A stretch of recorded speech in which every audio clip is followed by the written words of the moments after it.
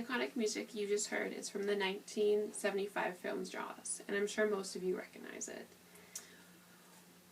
Yet, it's movies like these, Jaws and others, that perpetuate the unfair villainization of the shark population. In fact, you are more likely to be fatally attacked by a cow than by a shark. The Center of Disease Control reports approximately 20 cow deaths per year in the United States. This is compared to only 3 fatal attacks by sharks reported by the International Shark Attack File in the U.S. from the year 2006 to 2010. That's a little less than 1 fatal shark attack per year.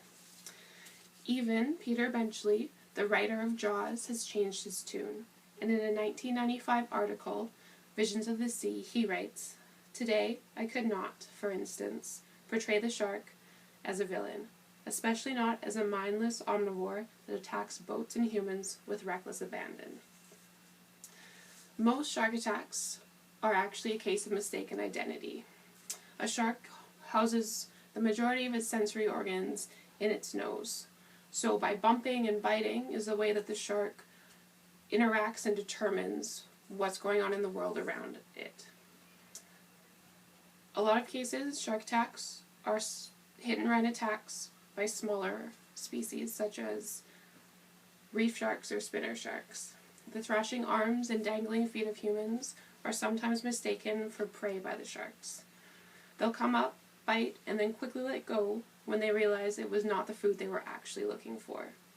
It's time to stop thinking of sharks as villains and realize and appreciate them for the important roles they play both ecologically and economically.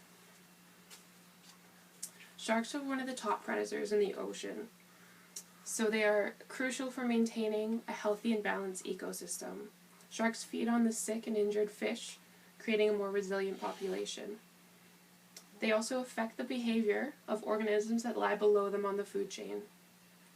For example, research in Shark Bay, Australia, shows that shark presence decreases overgrazing of seagrass beds. Sharks like to hunt in shallow water.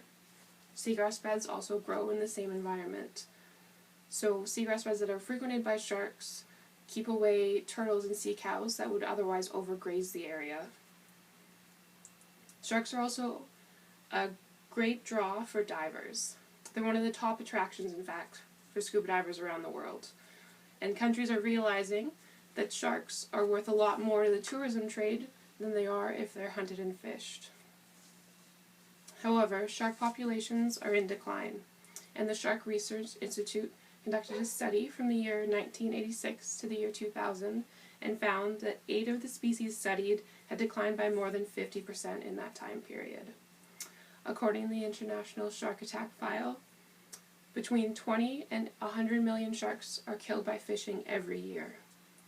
Sharks are a particularly vulnerable population. They're slow growing, they have late sexual maturity, and a small number of young per brood. However, there are things that you can do. The Shark Angels, a shark conservation organization, suggests a few things that you can do in your everyday life. First, don't eat or buy shark.